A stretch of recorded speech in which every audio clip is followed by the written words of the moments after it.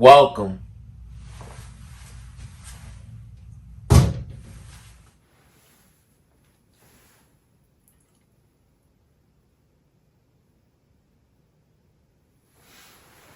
to the Spy Family edition, from the script to the screen, season 2 finale, going over volume 9 of the manga, which covered chapters 54 to 60, episodes 34 to 37, concluding season 2.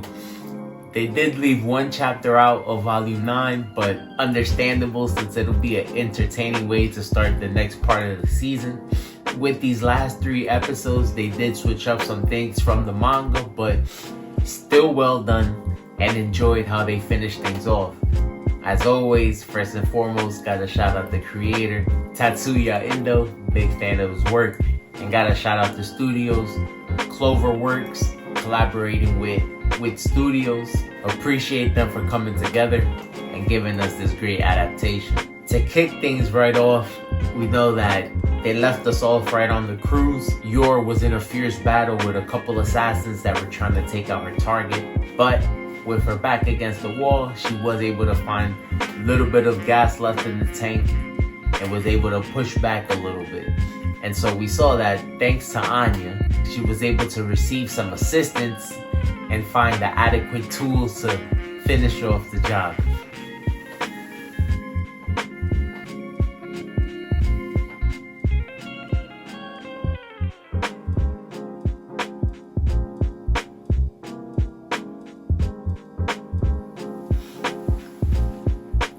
So it was funny to see, because it might not seem so significant because it's coming from a child, but we know from us having the behind the scenes perspective that Anya has been a big help to Yor throughout this whole thing. And so it's only right that right at the end of everything, she's able to give her the last helping hand and come through so that she's able to finally finish her mission. Through it all, we did see that there was a lot of things in play on this cruise. There was a lot of suspicious characters on board, and as the episode went along, we saw that even Twilight had to involve himself. These assassins had all type of contingency plans, I guess you could say, and so the mission expanded beyond Yor and now involved all the passengers on the crew. So Lloyd had to step in and provide a helping hand.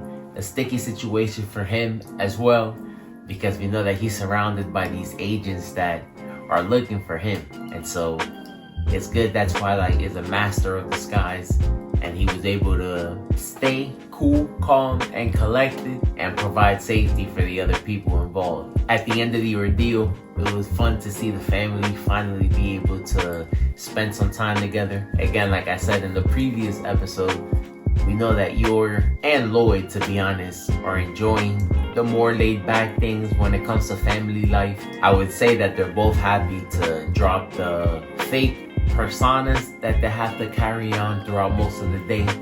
And so it was nice to see the family all enjoy themselves, enjoy each other's company, and just kick back. But it was also funny to see, again, from behind the scenes, we know that Yor went through a lot throughout these couple days, and so she wasn't really able to help herself.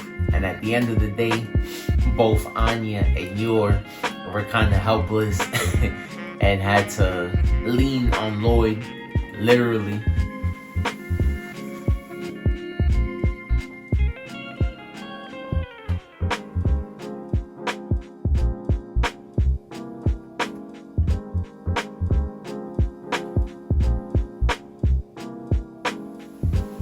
And we even saw that the people around them even ended up laughing at Lloyd. But honestly, what I also enjoyed seeing was, it goes to show just how comfortable everybody is around each other now. Of course, this is just a story, but these people were strangers, and with some time passing, we see just how much they've grown to have some care for each other. So it's nice to see.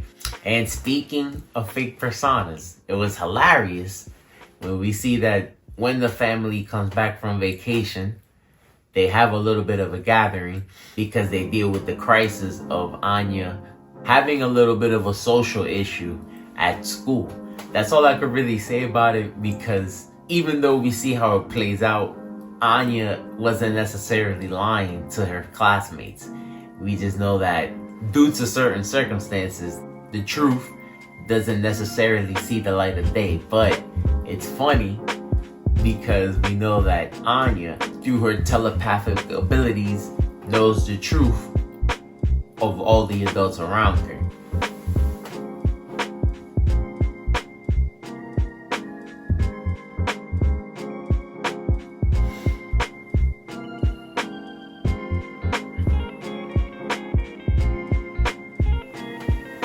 And so it's funny to see that even though, of course, they try to push morals and standards onto Anya, her being a child, and try to show her the right way, her having abilities lets her know that these people are basically, for lack of better terms, living a lie themselves. And so it's funny to see awkward situation for all parties involved. But again, like I always say, since we're the viewers from behind the scenes, these situations are always pure comedy. And so why I said earlier that they switched up a little bit of things from the manga is that first and foremost, the order of things was moved around. And so we see the season finish with the episode of Lloyd and Bond spending some time together. What Lloyd thinks will turn out to be a routine day with a normal walk for Bond and possibly involving some training ends up being a day full of what you could say is humanitarian work. Again, the situation plays out a little different because we know that Anya could read minds. And so since Anya's able to read Bond's mind, she knows that he has premonition abilities and that he's able to read the future. And so she's able to understand why Bond acts the way that he does. Lloyd, having no abilities at all, doesn't really understand why Bond starts to freak out in situations when he does. And so it's good, Lloyd being, again, master of his craft, is good that he has deduction skills and he's able to interpret what Bond means. And so they were able to solve the problems that they end up running into throughout the day. And so it was nice to see for me because being a dog owner myself, I always enjoy these moments with Bond where he shines and shows just how smart dogs can be, let alone him having an actual very useful ability.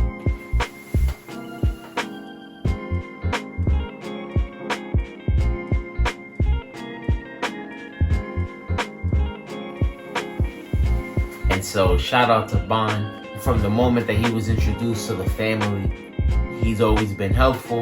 And so it's nice to see that at the end of the day, Lloyd has a new appreciation for him because he also sees just how smart he is. And Bond also gets some type of reassurance and lets him know just how he's part of the family.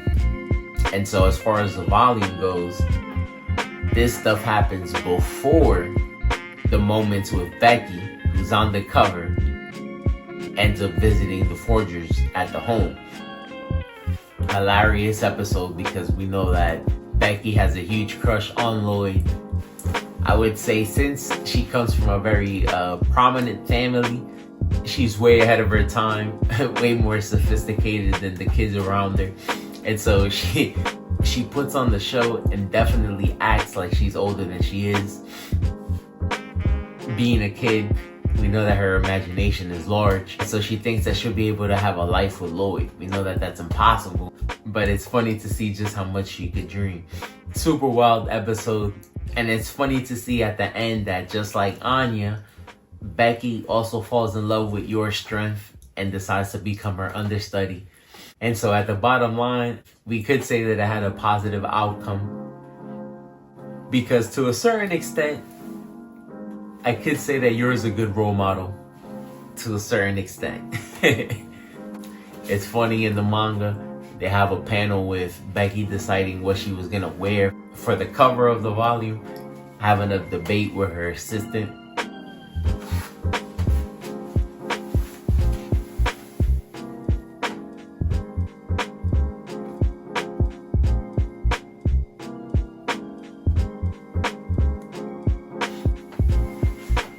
And so that was funny to see. Her butler explains how all the other kids who have been on the cover of the manga so far have worn the school uniform.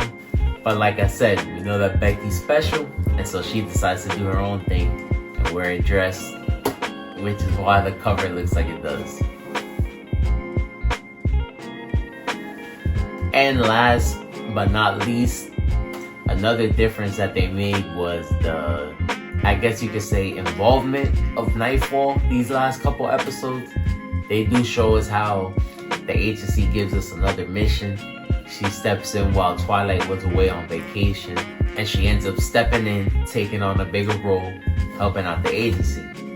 So shout out to her. It was something that was appreciated by Twilight and the agency. But the one difference that they did make was that in the manga, instead of them showing us a training montage like they did in the anime, because we know that she's in competition with Yor, being that Yor had showed her up previously on the tennis court, the anime shows her going through some type of training sequence. But in the manga, she ends up getting introduced to Frankie and having him help out with her mission. So it was cool to see them bond a little bit, because I think it could lead to something. Both single, both lovers. I think they might be able to build on something, because it does have a little bit of potential in the manga.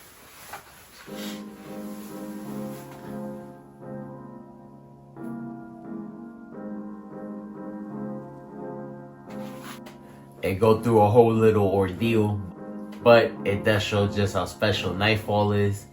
And it does show that she's willing to go through anything to complete the mission. So you always gotta respect her if you respect somebody that performs the job no matter what. Volume 9 actually ends in a crazy fashion. We get introduced to a character that I didn't really see coming, because to be honest, I thought we already got introduced to everybody important from the school. And so I'll leave it at that. Looking forward to seeing this person introduced into the next part of the season. Like I said before, at the time of this recording, the movie is out in Japan. Not sure when it's coming out in the States, but looking forward to it. And hopefully we'll be getting either season 3 or part 2 of season 2 like they did with season 1 soon. But let me know what you guys thought about the finale of the season. There's one more volume out, which is volume 10, which has a young Lloyd on the cover. And so maybe I'll wait until one more volume comes out to start reading again. But again, shout out to the studios for everything that's out. And we out.